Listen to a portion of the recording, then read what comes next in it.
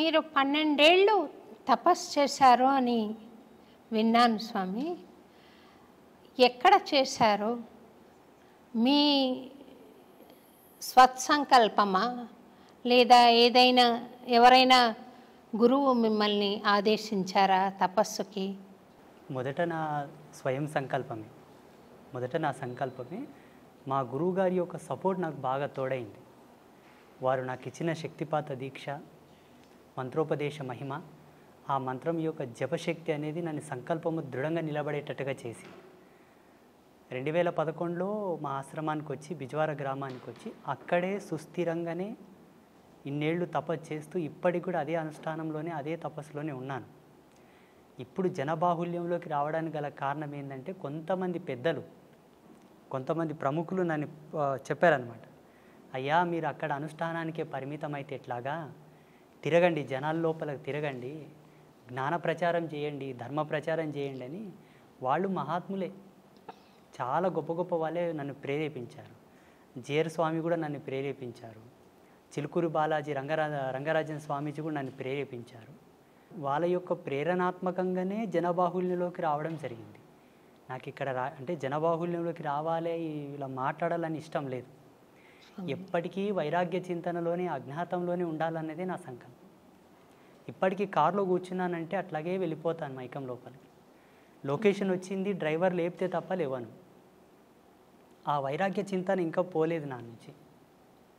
సుదీర్ఘంగా మా స్వగ్రామంలోనే అనుష్ఠానంలో ఉన్నాను నేను. మీ గురువుగారి పేరు చెప్తారా స్వామి ఒకసారి? తప్పకుండా.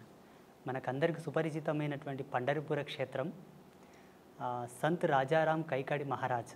పండరిపురంలోనే ఒక ప్రసిద్ధమైనటువంటి పీఠం వాళ్ళది ఉన్నది. అవును స్వామి. చాలా గొప్ప పరంపర వాళ్ళది. వాళ్ళు అవధూతలు. మా గురువుగారు అవధూత. వారి చేతనే దీక్షాగ్రహణము, మంత్రోపదేశ సంస్కారం అంతయు వారి చేతనే అయింది నాకు.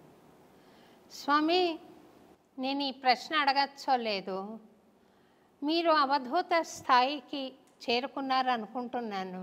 చాలా సంతోషం. అవధూత స్థాయికి చేరుకున్నాక ఈ దేశంలో ఇంత అశాంతి, ఇంత హింస, ఇంత రాజకీయము, కుటిల నీతి నడుస్తుంది కదా స్వామి.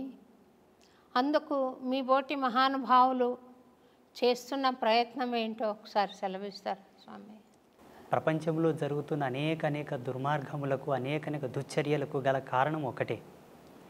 మనిషి ధర్మ పరివర్తనంలో లేడు. ఎప్పుడైతే ధర్మంలో ఉంటాడో, ఆచార ధర్మాన్ని కట్టుబడి ఉంటాడో ఈ ఆకృత్యాలు జరగవు. ఇది మనకు ధర్మసింధువులో ఋషులు ఆనాడే రాసి ఉంచారు. ఈ ధర్మాన్ని గనక జీవుడు తప్పితే ఎన్ని అఘాయిత్యాలు జరుగుతాయి సమాజంలో, ఎన్ని ఆకృత్యాలు ప్రేరేపితం అవుతాయని ఋషులు ఆనాడే ఉద్ఘాటించి మనకు రాసి ఇచ్చారు. అలా కొన్ని శాస్త్ర నిఘంటువుల యొక్క పరిశోధన చేసినప్పటికీ మాకున్న స్వీయ అనుభవంతో కూడా ఈ ఆకృత్యాలు చూడాల్సి వస్తుందే అని ప్రతిరోజు మదనపడిపోతుంటాం మేము. వీటిని అరికట్టడానికి, వీటిని నివారించడానికే సమాజంలోకి రావడం, అవగాహన సదస్సులు ఏర్పాటు చేయడం, ఈ సోషల్ మీడియా మాధ్యమంగా కూడా మాకు తోచినటువంటి జగన్మాత ఇచ్చిన జ్ఞానం చేత అందరినీ జ్ఞాన మార్గంలోకి తీసుకురావడం, ఇవన్నీ జరుగుతూ ఉన్నాయి. మా సంకల్పం ఒకటే, ధర్మం నిలబడాలి, సత్యమే సమాజంలో ప్రజ్వరిల్లాలి, ప్రతి ఒక్కరి యొక్క ఆభరణం కావాలి. కంఠాభరణం ఎలా ఉంటుందో అలా ఆభరణం కావాలి. అందరూ శాంతి కాముకులై సస్యశ్యామలంగా జీవించాలన్నది మా సంకల్పం. ప్రతిరోజు జపం అయిపోయిన తర్వాత, అంగన్యాస కరన్యాసములన్నీ అయిపోయి, ఉపాసన బలం అంతా అయిపోయిన తర్వాత మంత్రక్షితలు అదే దిశగా వదులుతాను నేను. అమ్మా జగజ్జనని, ఈ సమాజంలో సుస్థిరమైనటువంటి శాంతిని నెలకొల్పమ్మా, నా బోటి వాళ్ళు చేసేటటువంటి ఈ యొక్క సంకల్ప శక్తి సత్యమైతే అది నెరవేరుగాక అని అమ్మకు ఆదేశం ఇస్తాను ప్రతిరోజు. ఆ అమ్మ యొక్క ఆశీర్వాదం, భగవత్ సంకల్పం, భగవంతుడు తలంచిన ఎడల అది ఎంత పని. మేము ఉడతా భక్తిగా ప్రతిరోజు అదే సంకల్పం చేస్తూ ఉంటాం. యజ్ఞం చేసినా, అర్చన చేసినా, భగవత్ కైంకర్యం ఏమి చేసినా కూడా ఉత్తర సంకల్పం అదే. స్వామి, అంబత్రయి క్షేత్రము నేను కూడా దర్శించుకున్నాను. మీరు చక్కటి ఆశీర్వాదం ఇచ్చి పంపించారు. ఆ క్షేత్రం నెలకొల్పాలని మీకు సంకల్పం ఎలా వచ్చింది? 2010వ సంవత్సరం లోపల తీవ్రమైన వైరాగ్యం లోపల అజ్ఞాతంలో ఉన్నాను. అప్పుడు జగదంబ యొక్క ప్రేరణ మేరకు ఒక దర్శనం వచ్చింది నాకు. ఒక స్పృహణ కలిగింది, ఒక ప్రేరణ. ఆ ప్రేరణ ఏంటని 3 రోజులు మదనపడ్డాను నేను. ఏంటి నాకు ఈ దర్శనం వచ్చింది, ఏంటి దీని విశ్లేషణ ఏంటని. ఒక మహనీయుని ఆశ్రయిస్తే ఆయనతో చర్చ జరిపాను నేను. అయ్యా, నేను జపంలో కూర్చున్నప్పుడు నాకు ఇలా కలలు వస్తున్నాయండి, అందరికి అర్థం కావాలని కలలు వస్తున్నాయండి అని చెప్పాను. అవి కలలు కాదు నాయన, నువ్వు చేసే జపము యొక్క తార్కాణం, నిదర్శనపు సూత్రములు. అవి రావడానికి గల కారణం లోక కళ్యాణమే. నీ చేత ఇది జరగనున్నది అని వారు నాకు మొత్తం వివరించి చెప్పారు. నేనేం చేయగలను, నేను దేశంగాని దేశంలో ఉన్నాను, అనగా మహారాష్ట్రలో ఉన్నాను, కూలి పని చేసుకుంటూ ఉన్నాను. నేను ఏం చేయగలను? పొద్దునుంచి సాయంత్రం వరకు కష్టపడితే 100 రూపాయలు ఇస్తారు. ఈ నా జీవన భృతితో నేను ఏమి సాధించగలనని వారిని అడిగాను. ఉత్తర క్షణమే వారు నాకు ప్రేరణ ఇచ్చారు. మీ తల్లిదండ్రులతో నేను మాట్లాడతాను, నువ్వు ఇక్కడి నుంచి వెళ్ళిపో, మీ స్వగ్రామంలో నీ వల్ల జరిగే ఉన్నాయి, నువ్వు వెళ్ళిపో అని నన్ను ఆదేశించారు.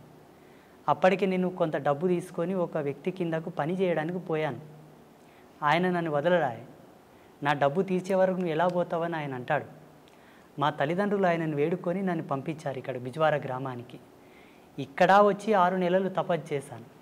మళ్ళీ అనుష్ఠానమే. 2011వ సంవత్సరం లోపల ఇలా అమ్మవార్లను స్థాపించుకొని ఒక చిన్నపాటి కుటీరం ఏర్పాటు చేసుకొని అక్కడి నుంచి నీ అనుష్ఠానమును కొనసాగించు, అది జగత్ ప్రసిద్ధమవును అని చెప్పేసి ఒక ఆదేశం. ఇప్పటికీ ఈరోజు అన్నమయపురానికి రావడానికి గల కారణం, ఆ రోజు నేను ధ్యానామృతంలో కూర్చున్నప్పుడే వచ్చింది, నువ్వు ఈరోజు పోలేవు అని. వాస్తవంగా ఏదో ఒక ఫోన్ రావడం, నేను అక్కడ పోవడం, మిమ్మల్ని చాలా బాధ పెట్టాను. లేదు స్వామి, లేదు స్వామి, మీరు రావాలన్న ఒక తీవ్రమైన సంకల్పం తప్ప నాకు బాధ ఏం లేదు స్వామి. మీరు స్వామి రాలేదే, స్వామి రావాలి అని ఒక కోరిక తప్ప, ఒక ప్రార్థన తప్ప అన్యథా నేను భావించలేదు. మీ జ్ఞానం నాకు తెలుసు, మీ స్థాయి నాకు అంతో ఇంతో దర్శనం అవుతోంది స్వామి. మీ తపశ్శక్తి తెలుసు కాబట్టి మీ ఆశీర్వచనం కావాలన్న సంకల్పంతోనే మిమ్మల్ని ఆహ్వానించడం జరిగింది. నిన్న రాత్రి మీకు మెసేజ్ చేసిన ఉత్తర క్షణమే నేను అప్పటికే అనుష్ఠానంలో ఉన్నాను. మీకు ఒక మెసేజ్ చేసిన తర్వాత కూడా అమ్మతో కాస్త కళ్ళు మూసుకొని మా యొక్క సంభాషణ జరిగింది. మీరు అక్కడికి వెళ్ళడానికి గల బలమైన కారణం ఒకటి ఉన్నది. భగవంతుడు అన్ని విధాలా ఒకరిని పరిపూర్ణుడు చేయడానికి కొన్ని సంకల్పాలు ఇస్తాడు. ఆ సంకల్పానికి నాందియే మీరు అన్నమయపురం వెళ్ళడం నాన్న, నువ్వు వెళ్ళాలి అని చెప్పారు. అక్కడ స్టార్ట్ అయిన ప్రయాణం ఇక్కడనే ఆగింది. సంతోషం స్వామి. అమ్మవారు మీకు ఇక్కడికి రావడానికి, మీకు పర్మిషన్ ఇవ్వడానికి కారణం చెప్పారు స్వామి. పరిపూర్ణత్వం సిద్ధించడానికి మీరు దయచేయాలి అని. మరి అందుకు మీరు రావడం ఒకటేనా, ఇంకేదైనా సెలవిస్తారా స్వామి? తప్పకుండా. నేను రాత్రిలోనే అమ్మతో కొంత కుశల ప్రశ్నలు సలిపానమాట. సంగీత సాహిత్య వాగ్గేయ ధర్మం లోపల ఉండేటటువంటి కొన్ని కళలు, ఆ ప్రత్యేకతలు వారిలో ఉన్నాయి నాయన. వారు సారస్వతమైనటువంటి ధర్మంలోనే జన్మించారు. వారి యొక్క అనుగ్రహ ప్రేరణాత్మకమై మీరు వెళుతున్నట్టే. నువ్వు వెళ్ళటం లేదు, నీ వెంబడే ఛాయారూపకంగా నేను వస్తున్నాను. ఆ ఆదర్శ దంపతులను పావనం గల చేసి నా మాటగా వాళ్ళకి ఆశీర్వచనం మొసంగిరండి అని చెప్పారు కాబట్టి నేను వచ్చాను. ఒక దూతగా, సంతోషం, ఆ ముగ్గురమ్మల యొక్క దూతగా వచ్చాను. సంతోషం. తప్పకుండా మీరిద్దరు దంపతులు అనుగ్రహిస్తారు, భగవత్ కృప పొందినట్లే లెక్క. మీరు అన్నారు స్వామి, మీరు అవధూత తత్వంలో ఉన్నానన్నారు. అది మీ మనస్సు. ఆ తత్వంలో నేనుంటే ఆ జగదంబ మిమ్మల్ని తప్పకుండా పావనం చేస్తుంది.